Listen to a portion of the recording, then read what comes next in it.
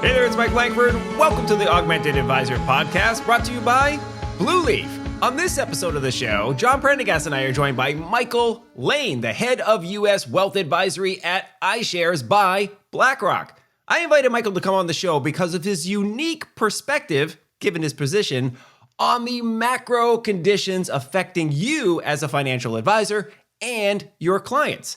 And I tell you what, Michael brought his A game. He shared some fantastic insights on investing during a period of volatility and disruption, which I think you'll agree seems to fit our current environment.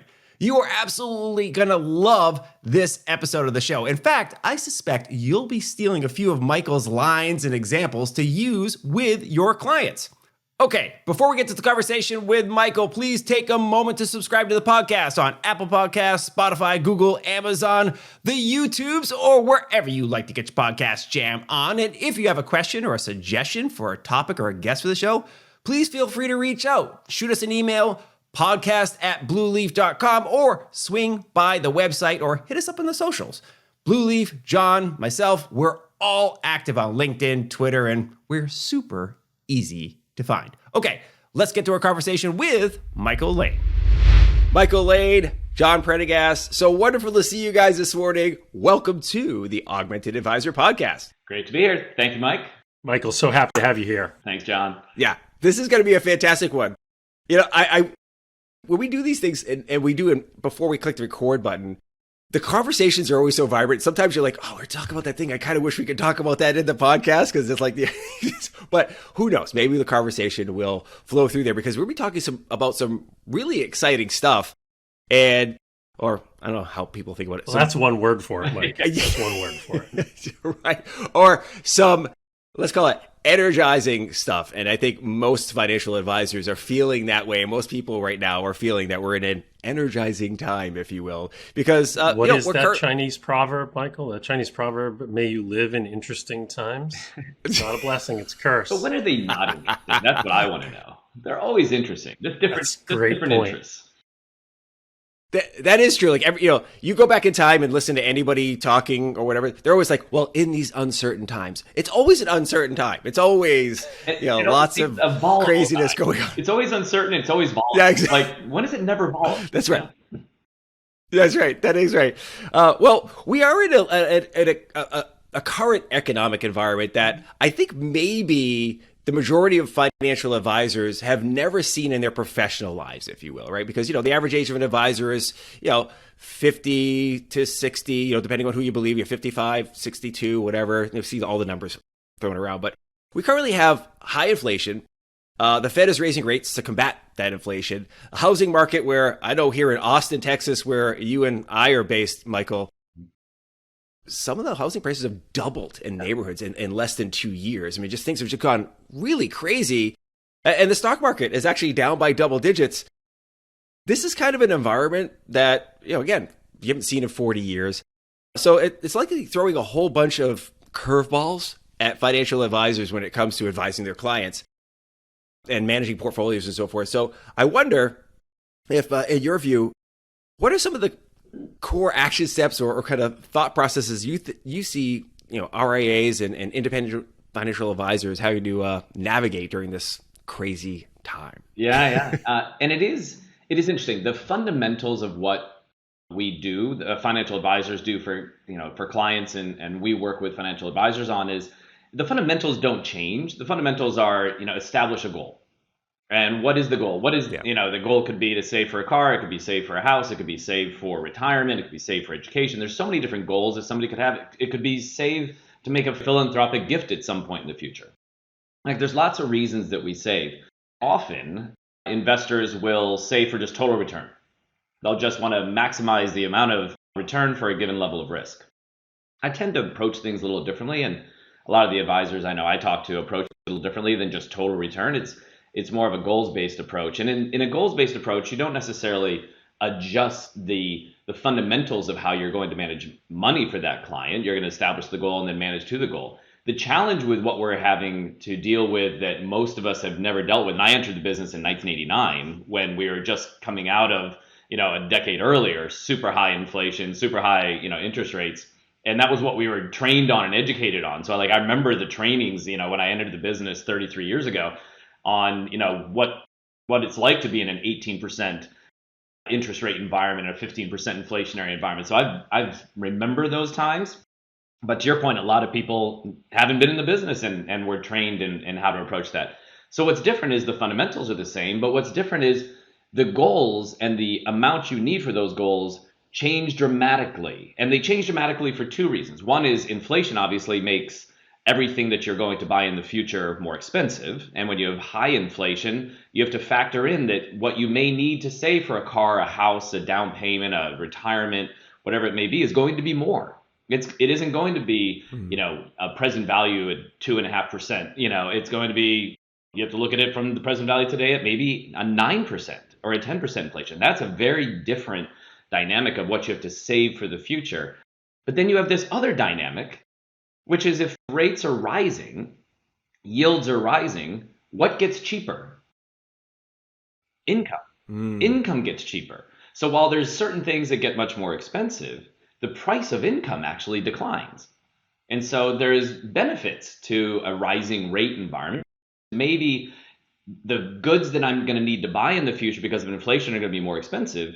But when I retire, if I want income and I want more stable income, whether that be from using fixed income, annuities, whatever it may be that somebody wants to use, the price of that income is actually less because you can generate more because of the higher rates. So there's this balance that advisors really haven't had to focus too much on in the last several decades, where today, when we establish the goal, we have to take into consideration a much higher inflation assumption.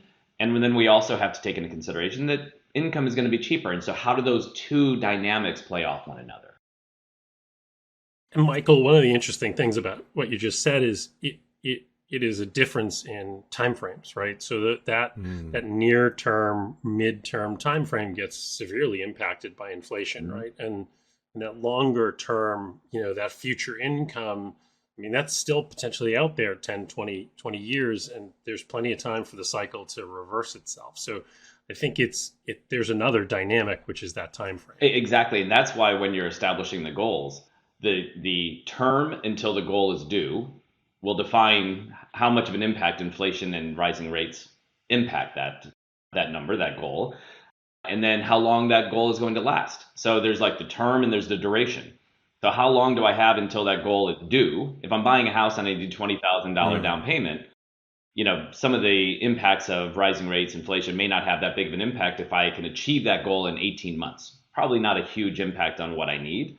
But if that goal is 10 years out, 20 years out, and that goal is going to last 20 years or 30 years, I do need to think about the impact of these various market dynamics that we haven't addressed, in the last couple of 3 decades. And there's such an interesting parallel to the actual concept of bond duration right there, right?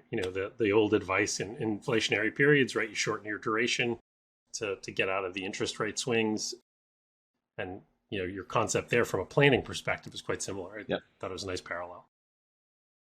One thing that jumped out to me when you were describing the thought process, Michael, is you use a phrase, I think you said, income is getting less expensive, right, to invest. I think that's the phrase you used. And why that jumped out to me is one of the jobs of an advisor that I've always seen is to make things more approachable, right? To help your clients understand what's happening.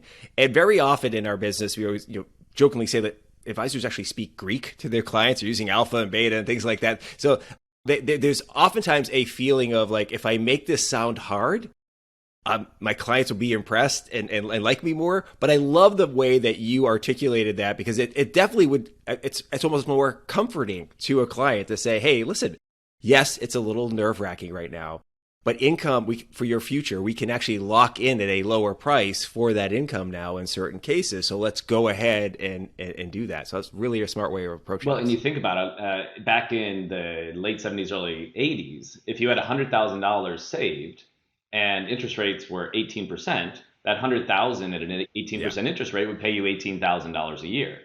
If interest rates are 2%, you need 9 times more to produce the same income. So that's where people don't always, the typical consumer particularly doesn't understand that, like, as interest rates increase, it is actually less money I need to produce that same level of income. And so that's one of the, I wouldn't, none of us really want high interest rates, but that is one of the Right. benefits. And then the question is, if you believe interest rates are going to continue to increase or not, there is some dynamic that you have to talk to a client about of when do you potentially lock in at a much higher rate, Yeah. understanding the longer, John, to your point, the longer duration you take, the more volatility of the principal value you may take because of the fact that your duration is going to swing your principal value a lot more, but maybe your yield doesn't adjust. Right. And there are also upsides to your point to folks who are in the retirement phase, right? You're going to be paying more for goods. But if you've done well and saved well and your advisor has done all that work for you, that same portfolio with less risk can generate a lot more income. Yep, absolutely. I mean, with the short-term yields at where they are today versus even if you look back 10 years ago, we were talking about 11 basis points was the yield on short-term instruments. And your CDs were paying a quarter basis point, 25 basis points, a quarter percent. Yeah. Yeah. Effectively zero. Yeah, effectively zero. And now Yeah. you look today, they're in the 300 basis point range in 10 years. That's a massive change in the short term end of the curve. And so that in itself has changed some of the dynamics about what you do with cash. Do you just sit in cash or do you actually buy things like there are instruments you can buy now, like 1 year fixed income, aggregate bond portfolios like I bonds. And so you can buy a 1 year and that'll mature in 1 year. And so you can almost use that. I wouldn't suggest it's a cash alternative because there's reasons why you hold cash, but it is something where for shorter term investments, you don't have to just sit the money in your checking account or savings account. You can actually sit in something that has a 1 year maturity and generate a significant return relative to where we were before, even not in overall terms. And that really speaks to advisors' need to really carefully and clearly monitor liquidity needs, right? Because you're right, those opportunities with just enough additional time horizon are really available to them and their clients. Absolutely. I tell you, you mentioned this. Oh, sorry, go ahead, John. No, please, Mike. I was going to say, Michael was singing music to my business school investments professor's ears. Is V. Bodie. He's a huge proponent of Series I savings bonds, right? He always talks about a huge chunk of your portfolio should be in there. And they always used to talk about this at the money call option strategy for your equity exposure and so forth. But he just banged the drum super hard.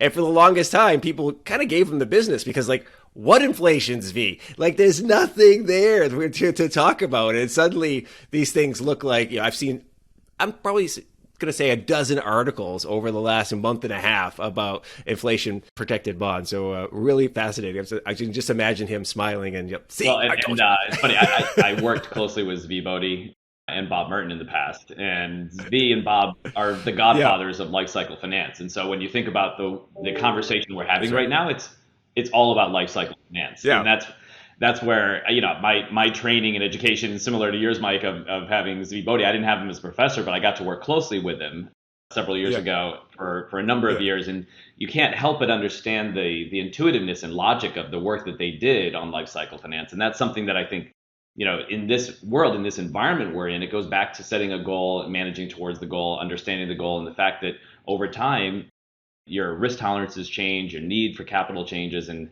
that work that they did many, many years ago applies even more so in today's world.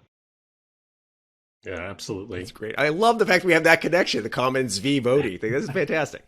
I'm feeling left out, guys. Two guys named Mike, two guys who talk to the same professor. It's terrible. I'll have to call my colleagues at Kellogg and talk to them. It's one of the things about this conversation that's interesting to me is it starts to make me think a bit like my entrepreneurial roots and think about, the fact that in times of great uncertainty, there's also opportunities, right? There's great opportunities here. And, it's new industries tend to spring up in times of disruption. Innovators dig in. We all think of the two guys in the garage, but advisors and their clients have a tremendous amount of opportunity right now. And, we started talking about them, Michael, you did. So I'd love to switch gears and talk about some of the opportunities that this kind of rising rate and volatile market, affords advisors for their clients. With the whole RIA business, when we're talking about advisors from an RIA perspective, there's multiple different segments of the advice business that we could talk about. But when I think about the RIA business particularly, it's probably going through the most change of any of the segments of the advice world. You look at what has been happening over the last 6 to 7, 8 years, there's been this massive consolidation that's taken place because of low yields, because money was really inexpensive, because you could leverage very inexpensively and go out and acquire firms, and the cash flow that was coming from RIA firms was significant. And so there's been this consolidation that's taken place. And now the question will be, as rates start to tick up, if they start to tick up, I'm not a forecaster, they may not. It'll depend on new information that comes into the market tomorrow. And so that is, you can tell I'm a bit of an efficient market guy. That is what will drive, rates. And so it is going to be a little bit of a different dynamic for the RIA business, because there's a chance, there's a potential that the consolidation will continue, or it may pause just a little bit as rates get more expensive, and as we continue to try to harness demand for goods and things like that with the increasing rates. Maybe some of that consolidation starts to decline. And then the question is, now how do you maximize the benefit of the firm? How do you maximize the things that you're doing as an RIA, whether you've been consolidated and you've been rolled up into a larger consortium, or you're independent? And that's where I believe there's this divergence is going to take place, where advisors will go down a path of focusing purely on services, and as many services as they can provide to the client, and services outside of investments, but services that go way beyond investments are going to be the main focal point. I was listening to the CEO of a $30 billion RIA, who is just an amazing man doing great work, and all he talks about are the services. He doesn't talk about investments, because at the end of the day, that in his mind is almost secondary to really understanding the needs and the desires of the client. And then there are others that are going to focus, hardcore on their investment portfolios and the information they're sharing with clients. But what we're seeing in that category of advisors that are going to continue to improve the services that they deliver, they're going to start outsourcing even more the services that don't add significant value to the client. And in a world where we're all sort of, not all, there are many advisors that were, in the business back in the early 80s and late 70s.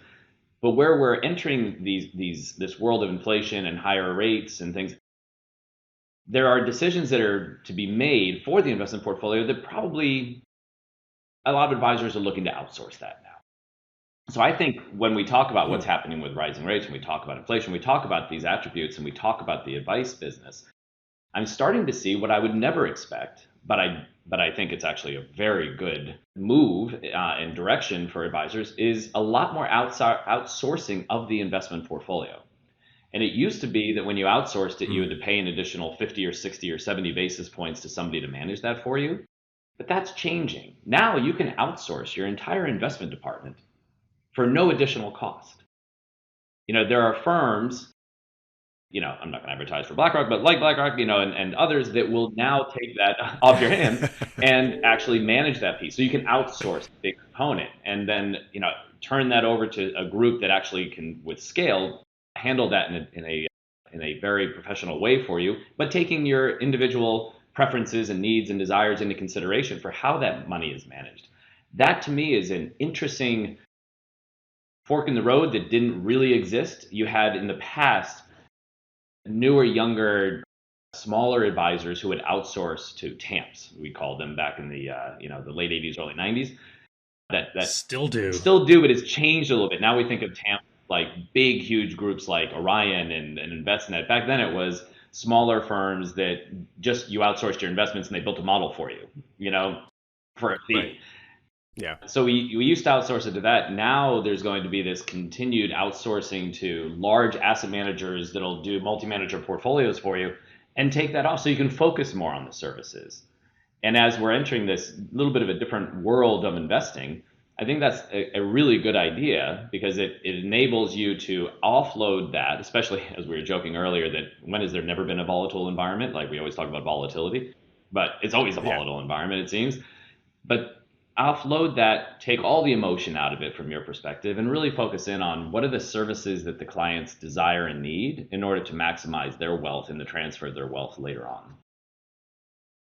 Well, I love what you're talking about here because we're seeing the same thing from our perspective as a platform provider for software for wealth management. And in particular, what we're seeing is as advisory firms outsource those, let's call them more granular levels of asset management, they're zooming out. And what's happening when they're zooming out? They're getting a broader and broader view of the entire balance sheet. And now many of those advisors are starting to get compensated in the entire balance sheet, not just the investment portfolio. So there's a massive opportunity built into that action because they can then service this much greater pool of assets. So we're seeing the same thing. Yep, absolutely. That's fantastic. It is really an interesting time because, you know, we've talked about this. Well, I've talked about this for years, is that as a general rule, you know, all financial advisors have same access to stocks, bonds, mutual funds, ETFs, right? They have access to the same investments for the most part. And so that component of the business is somewhat commoditized, right? That you can charge the same general fee range to manage assets.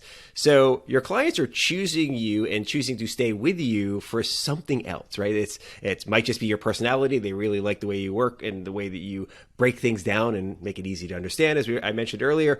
Or it might be some of these extra services that you're talking about, Michael, that, you know, hey, look, let's bring something else to the table that helps a client navigate the world.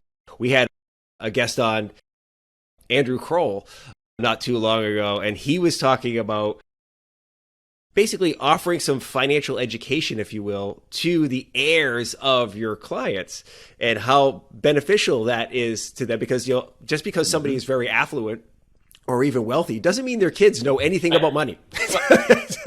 Right? So he was talking about... No, I was going to say, Mike, it's so funny you say that because I'm starting a series that we're going to start taping on Monday called Hey Dad. Okay. And it's exactly that. How do we actually help our children who are going to inherit wealth, and they're going to accumulate their own wealth and they're going to have their own successes, but then there's going to come a day when they're going to inherit it, hopefully before we pass. You know, hopefully we do great estate planning and they get a chance to participate in that before we move on. But how do they manage that, and how do they consume that, and how do they, you know, set new goals that maybe they wouldn't have set otherwise? And so I'm actually going to be filming with my kids soon and they're going to ask me questions that are important to them as Generation Zs. I have one millennial at 27, and then I have a 23 and a 19-year-old. And so there's questions that they have that, you know, they don't talk to their friends about. And it isn't necessarily that they should go to Reddit to, you know, get the information or other types of newsletters. But we should be having that conversation with them so that they understand what our goals and our objectives for the money and our purpose for the money is, and make sure that there's, you know, we understand their purpose and they understand our purpose, so that the money, you know, doesn't just transfer and get spent on a new car, but it actually lasts for hopefully generations. So I love that. I love that you had that conversation. You know, one thing that was interesting, it reminded me of an issue I have, to your point of services and why do people do business with people. And, you know, if you have sort of this overarching, you know, we all have ETFs and SMAs and stocks and bonds and everything available. Like, what's the differentiator, and why does somebody stay with an advisor or look for a new advisor? You know, I'm remodeling a house, you know, up in Vermont right now, and I'm on my third builder. And the first two builders did phenomenal work. I mean, these guys, the skill of these individuals was so incredible. Like, I could never, I'm always appreciative of somebody that can do something I could never do, even if I had the right tools and time. Like, there's just a skill that they have that I don't. And I've been so impressed. But they would do the work. They would never ask me questions. They do what they thought would be best, and they would never send me pictures of it. And I don't live in Vermont. You know, I live in Austin, and so I couldn't see what they were doing, and there was no communication. And so I terminated my relationship with the first two builders because I didn't know what was going on. But they were doing great work. But I didn't know they were doing great work unless I flew all the way up there and actually looked at it. And so in this business of financial advice, the same holds true. You may be doing amazing work for your client, but if they don't know you're doing amazing work because you're not talking to them or giving them more information about what you're doing and why you're doing it and how it actually aligns with their purpose for their money, like, you're going to get fired. And so that's one of the things I think we all have to Yeah. get better at, is making sure that we're aligning the work we're doing with the purpose that they have, and then making sure that they know, what you're doing. My new builder is great. He sends me pictures after, he frames something, and I'm like, great, I actually know what's happening now. And whether the work is the same, a little bit better, a little bit worse, I don't care. At least I have information, and I'm being kept in touch. Yeah. Oh, Michael, I'd hug you right now if I could. Um, this is sort of a decades long effort we've had around this issue about the importance of communication. We're in a business that typically is categorized as reporting, but reporting doesn't really matter. It's a communication vehicle, and we've talked to advisors for years about the importance of regularly communicating what you're doing, what's going on, et cetera. And I think one of the most damaging studies ever to be published was that study. God, it was 30 or 40 years ago, that said investors that don't look at their statement more than once a year do better than investors that look at their statement. And that got super generalized to, clients should stick their head in the sand, shut up, and let me do my work. And and then this media environment sprung up around us that's 24/7, and it's amazing how few advisors have really understood that, really embraced it, and really get that they need to communicate very frequently with their clients about what's going on. And it can be simple, but that photograph, that snapshot of, here's what's going on, here's what's going on, don't worry, things are good, doing exactly what we planned, no problems. Very simple messaging that reinforces the value in the work that they're doing. But Agree 100%, so John. few firms do it. Yeah, and when we think about investing, we also don't think about how we incorporate people's values all the time into investing. A lot of times it's very Mm. natural to assume most people's values are going to align similar to yours, and we need to ask more. I have a friend who Mm. recently terminated their relationship with their advisor because they didn't truly listen. They didn't understand what this, friend of mine wanted to do with their money and what the purpose was for their money. They didn't really ask the right questions. And if you ask questions that are very generic, like, do you like ESG? Like, you're going to get a very generic answer back of like, I don't know, or sure, what is it? But if you ask the question, do you want your investments to align with your values? Well, that can mean a lot of different things. Then you actually get to have an entire conversation about what their values are. And so some of it is just asking the right or wrong way of asking the same question. And then but this client of an advisor, friend of mine, terminated because they actually wanted to have more values aligned investments in their portfolio. And so that was something that was important to them. And their values are very different than my values, but that was important to them. And so they fired the advisor and found somebody that would align the investment portfolio with that. And that's something else that I think we have to continue to dig deeper into, which is, it's not just about the goal. It's not just about maximizing the return relative to the goal. It's not just about matching the duration of the fixed income portfolio to the tenure, the term of the goal and the longevity of the goal.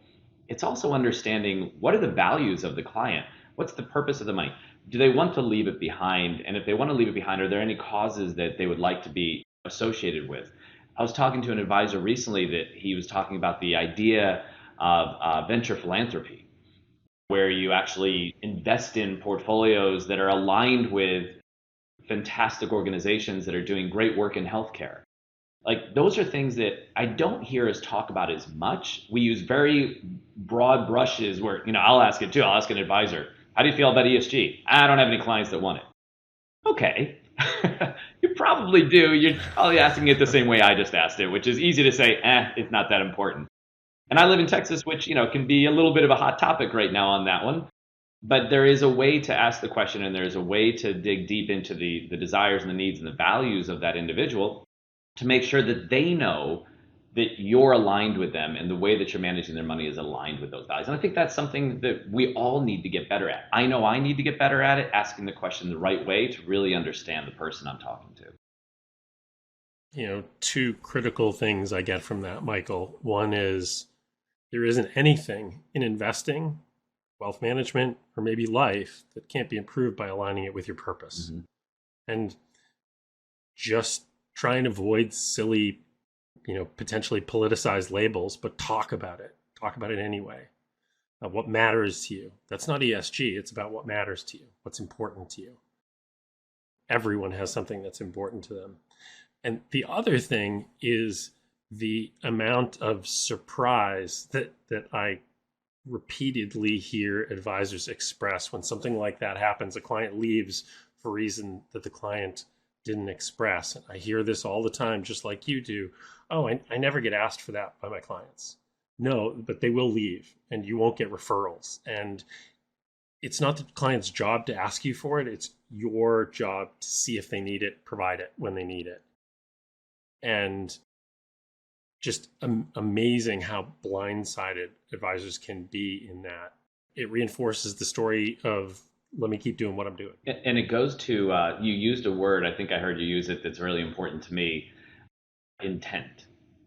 And when you're talking about having the conversation with the heirs of your wealth someday, whether it's your client's wealth or if you're an advisor, your personal wealth, it's really important for people to understand the intent. There's the purpose and there's the intent. And those are two somewhat different. Sometimes they are mistaken for the same thing, but they are very different. And that's one of the things that, one of my best friends, this guy, Joe DeVico, like he is so focused on making sure that people understand intent. And because once you understand intent, decisions are kind of easy. You know what direction you're going, you know why you're moving in that direction, you know what you're willing to do, what you're not willing to do. And so I think that's one of the conversations we need to have. We need to have a purpose discussion, which can be very values aligned, and we need an intent discussion, which is what is the long-term value of this money in terms of your intent for leaving it to your children, your children's children. You want this to be a generational experience. Like intent is actually, I think, also a very important word that we need to use more. Love it. It's interesting. This might be something that's rather new to some advisors, right? This whole concept of conversation we're talking about, talking to your clients about their values and so forth, because I think I say this on almost every podcast. Most of today's successful advisors got their start where they were called stockbrokers, right? So they're kind of getting started in the business was very transactional. It was very like, hey, let's check these boxes, get your money in here and get working and start managing that pool of assets for you. And let's stay in touch and talk to you about how you're doing towards your goals. But this stuff is it's a little softer, right? But at the end of the day, it's the more meaningful things. This, again, as you both have mentioned, this is why clients will leave, right? They're not leaving. Rarely are they leaving because of performance, because, as a general rule, the market does what the market does, unless you're really, really terrible. They're leaving because they no longer feel connected with you and, and what you're doing for them, or what they feel that you're doing for them and how you're approaching it. So this stuff's really important. I love the fact that you mentioned, Michael, just ask them. Hey, this is a new question we're starting to ask all our clients. What are your values? And there's values, and then there are. I'm always a little hesitant to allow a client to tell, if I was an advisor, if I was in that seat still, like I was when I first started in the business, to tell me how the money should be invested. Like I'm always a little leery of that, because if they're telling you how the money should be invested, like why are they paying you? Like they, go and take it, do it yourself. And there's so much emotion involved in that, and biases, like they really shouldn't be telling you how. But at times, clients will have a view. They'll have an opinion of something, and they'll want somehow their portfolio to express that. It could be values, as we were discussing earlier, which could be all sorts of different types of values. It could be environmental, it could be social, it could be governance, it could be religious, whatever their value may be. But there's also this increasing, I see it. I was in an advisor's office recently, and I saw how they were doing it for a certain segment of their clients, which is they want a little more exposure to something that aligns with them or they're interested in. And that's where I think this whole investing in thematics is actually taking off right now. Now, there are some thematic products that have not done well recently because sometimes they're very growthy oriented, and growth didn't have a great start to this year. So I'm not one to ever look at short-term results, but more of what we're trying to achieve long-term. But when I think about thematics, like there are investors and there are advisors that want to express a view. They want to express a view in robotics or healthcare, genomic research, infrastructure, clean energy, whatever that may be. They have an interest in that. And Yeah. that's where I think what really didn't exist before, we had sector investing back in the past, but we really didn't have this almost what I call sector splintering, where you have sort of subcomponents of the sectors that you can now be a little bit more expressive about things that you believe in. Are they academically proven to have higher expected return in the future? Not necessarily. They're not like something you would see in a factor strategy with value or size or something where there's empirical research that if you hold it for 60 years, you'll get an excess return. If you look backwards going forwards, no guarantee. Disclosure. But then I've been in the business way too long to ever say anything without disclosure. Past performance. Exactly. I say that really fast. And so, but in these thematics, it's more of like a view and expression. It's something you believe in materially. And so I think that's something that's changing a bit in our alignment of values, but also our alignment of what's important to us and our perspectives on the world. And that's where I think there's also this, a little bit of an evolution in the investment world too, that you now can express more micro views using pooled vehicles instead of just buying one stock. That's where I think we're entering this world where that's going to become a more expressive area of portfolio construction. And it presents more choices that advisors need to make carefully, right? In terms of portfolio construction, right? To your point, maybe robotics doesn't have the same level of academic rigor that a sector like small cap might have, right? In terms of understanding its impact on the portfolio. But you can understand where your robotics portfolio fits in relative to those better understood factors. You can make it part of those factors, sort of, tighten it down, never expose the portfolio to a great percentage of it. There's lots of things that an advisor can do to express that in a safe and controlled way, which is really their job, right? To manage risk and return. Absolutely. And the safe and controlled way is the, I think the big focus is you can express views without dynamically changing the portfolio in terms of total market and, movements, but yet still accommodate the desires of the client. So I shouldn't leverage my portfolio 3x? Yeah, I'm never a big believer in those. Yeah. Yeah. Wait, to kind of close out this concept of, of values-based investing or guidance and advice, sometimes it's just all about the sleep at night factor for your client, right? They want to feel good. And so sometimes it's not, what are we investing in?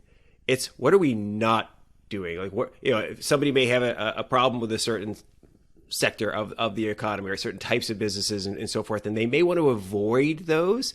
And if it means giving your client a sleep at night factor by constructing a portfolio that avoids some of their triggers, if you want to call it that, why not do it, right? Why not do it? And make sure you've at least had that conversation. Or if it's one of those things that, hey, look, it's almost impossible to avoid that if you're investing in the world, right? Because, we're multinational companies. Let's talk about that and how you might be able to offset that type of stuff. And it gives that person a sleep at night factor. In the world today of being able to give clients information as to how a portfolio will behave in different market environments, the ability to do that today that didn't exist. I mean, when I started in the business back in the late 80s, to be able to show somebody that if interest rates changed, oil prices changed, inflation, adjusted, like how would their portfolio most likely behave based on the aggregate of what they owned?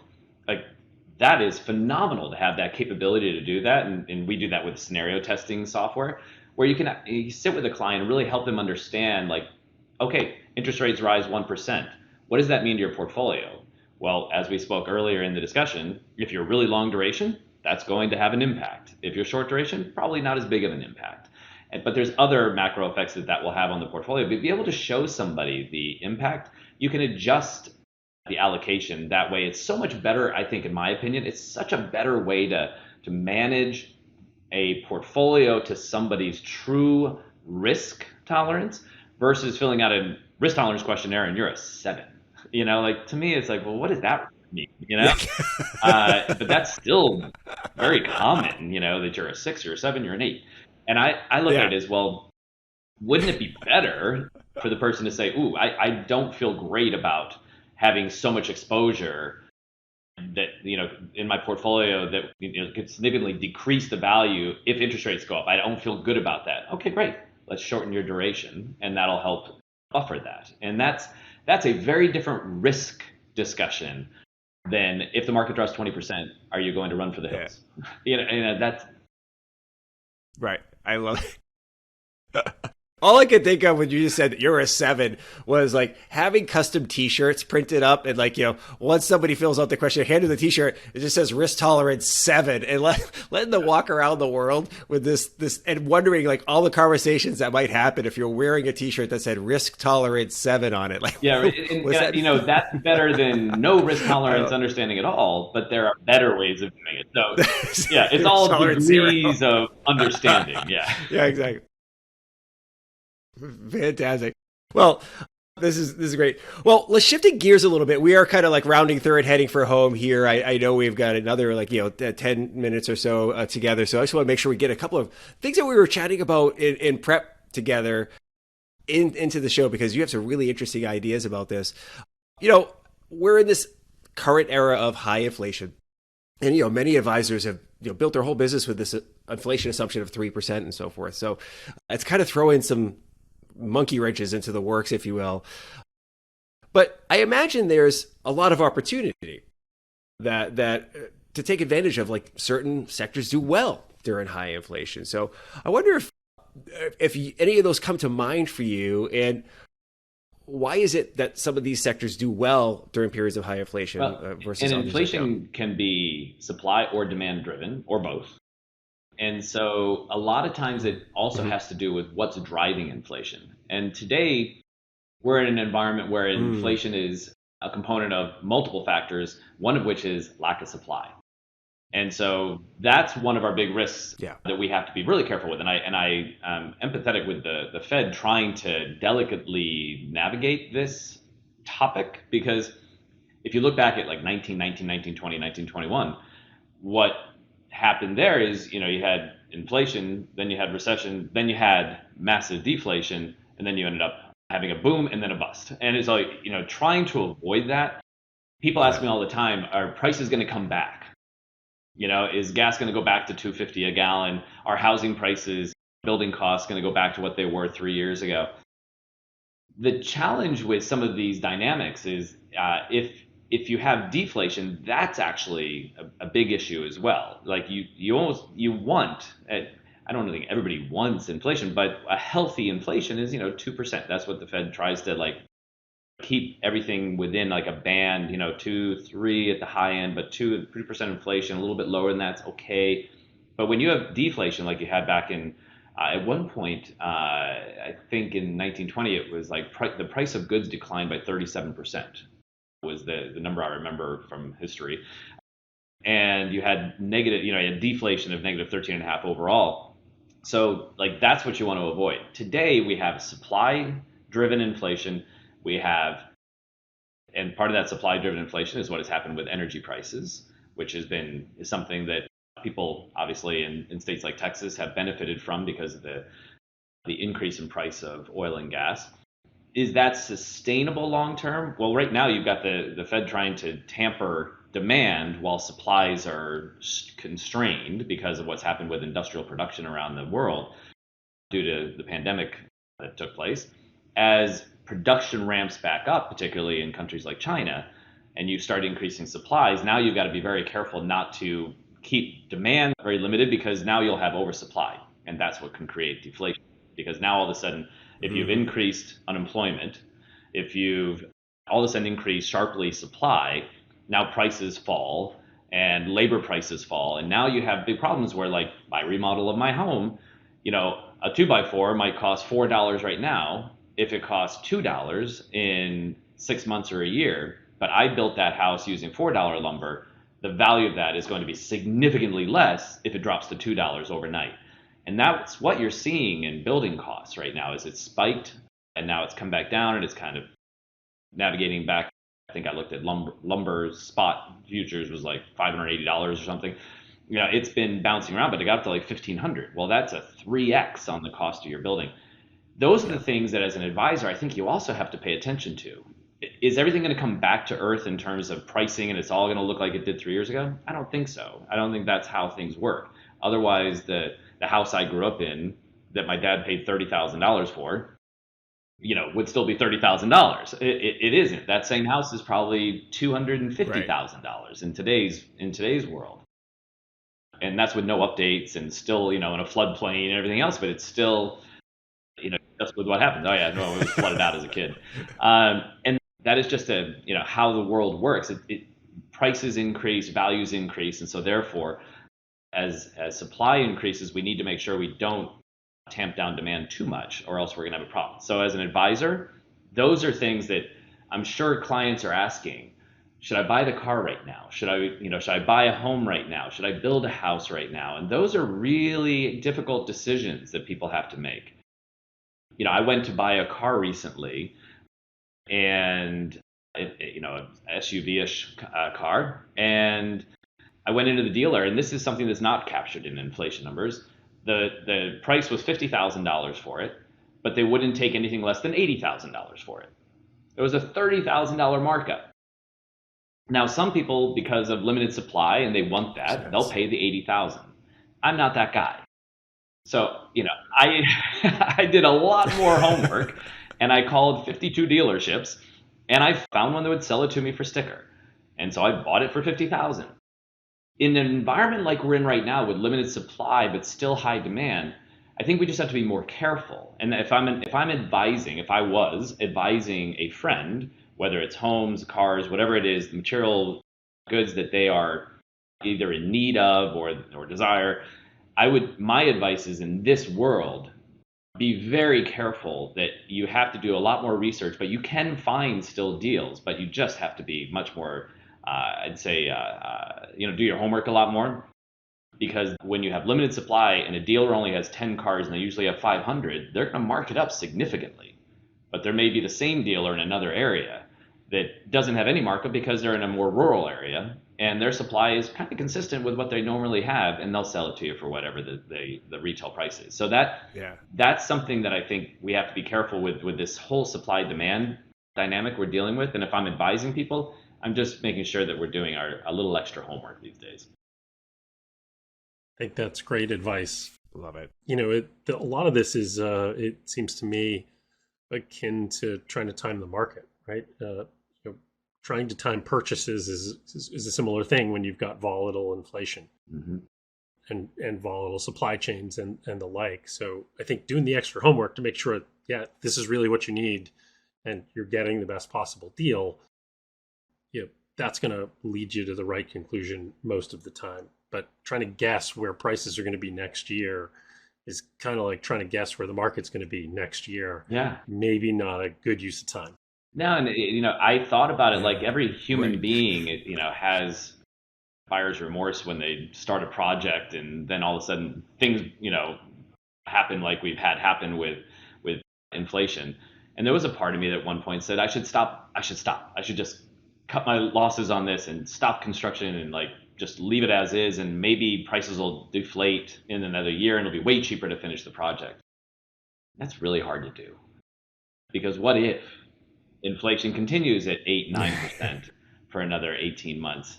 Now it's actually way more expensive. And so those are difficult conversations that I am a huge believer that, as the emotionally tied person that it directly affects, there is a massive benefit to talking to somebody who's not emotionally tied to it, your financial advisor, and having them help you make the better decision economically, financially, instead of emotionally.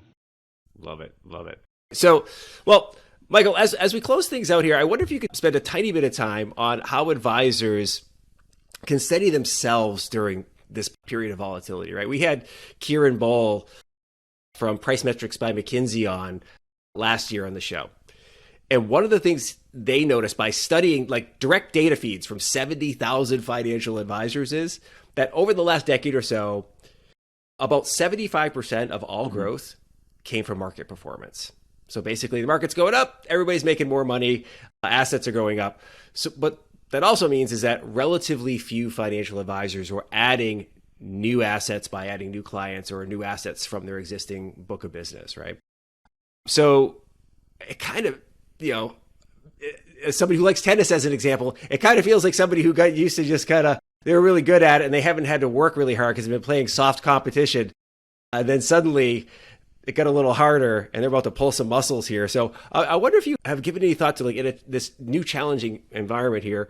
What do you think are some of the best ways for advisors to adjust to an environment where growth might be a little more difficult, and if they want to keep that money? It's a great question. It's something I'm hypersensitive to. As the larger you get, the more markets will impact your growth, your total growth of AUM, than your organic growth of bringing in new clients. So when you're brand new in the business and you're a new advisor, right, there's not much to lose. It's all, upside. It's all gain, and your net new business you bring in is going to trump what the market does to each of those, pieces. As you get really large, and that's one of the challenges for these consolidators that they'll have, is as they get to be 200, 300, 400, 500 billion, if the net new client acquisition is not significant, the value of that firm overall, particularly if they go on public markets and start trading, is going to be judged by shareholders on markets, period. And so the fluctuation of the price will have nothing to do with their growth. It'll have to do with markets. And that's something that can be disconcerting. It's something that all large asset managers deal with as well. Yeah. We could raise 500 billion this year, but if markets drop 20%, that trumps the 500 billion we bring in. Even though that's a massive number, when you're, ranging between 8.5 and 10 trillion, markets have a lot to do with the overall value of the firm.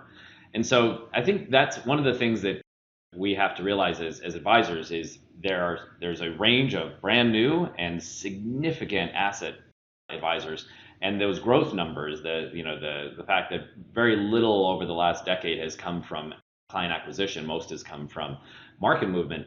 In a world going forward, there's different theories on this. There's a part of me that says if markets pull back, it has a higher future expected return, and therefore, you should expect that markets will still be very relevant.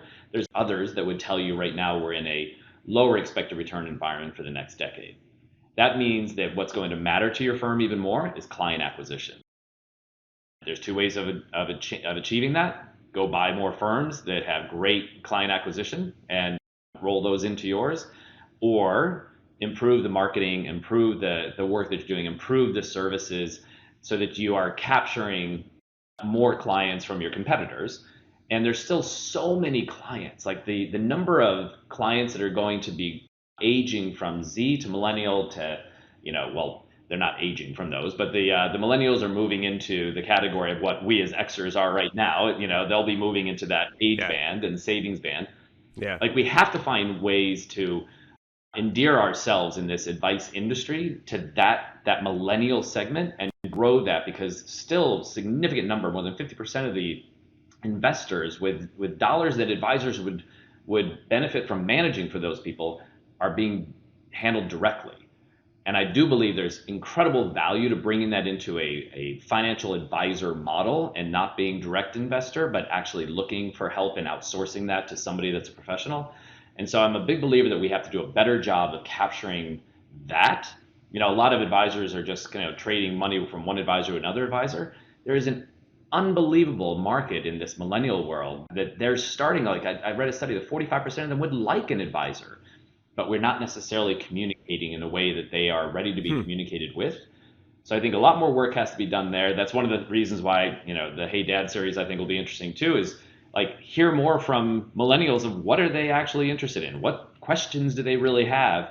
And I'll try to answer them in a way that hopefully speaks to more of them in ways that will drive more adoption of financial advice, human financial advice from that age band. That's fantastic. Gauntlet thrown down for the industry. I assume, exactly. That's great. Right, exactly. Well, hey, listen, Michael, I know we got to let you go, so I want to make sure that we give people the opportunity to follow along with you. I'm sure they're going to be a lot of interest in the things that you're doing and you and the team at iShares are doing. So obviously they can go to iShares.com. The Hey Dad series, is that going to be a video or podcast series you're publishing? Yeah, so how are people my LinkedIn profile is the best place to follow along. We'll be launching in multiple different media outlets, but everything that I do put out on LinkedIn. So if you look up Michael Lane iShares, you should find me, and then just follow along. And there's all sorts of different video series, what you should be reading. I'm doing interviews with fantastic financial advisors. I'm reversing it. Instead of you interviewing me, I'm interviewing you. And so doing interviews with the leaders of our business to hear what they're working on and how they're serving clients. And then we'll have some fun new series like Hey Dad that'll be launching out there soon as well. Fantastic. Well, this is great. Thank you very much, Michael. Really appreciate you coming on the show. Michael. Thank you. Great. Thank you. I appreciate it, Don. Thank you very much for listening to and or watching this episode of the Augmented Advisor podcast. It was fantastic to have you with us. I hope you enjoyed the conversation as much as we did. Huge thanks to Michael Lane from iShares by BlackRock for joining us. I love how he broke things down into like a few core areas of easily digestible concepts, like talking to your clients about their values. It's such a simple idea that opens the door to dramatically improve the value of your relationships with your clients. As I mentioned at the top of the show, please make sure you subscribe to the podcast on your favorite podcast platform and do us a favor. Make sure you give the Blue Leaf page on LinkedIn a follow. We share every episode of this show on LinkedIn, and we'd love to have you as part of our community. Okay, that's it for today. Please make sure you're staying safe and be nice to each other. We'll see you next time on the Augmented Advisor podcast. See ya. Bye.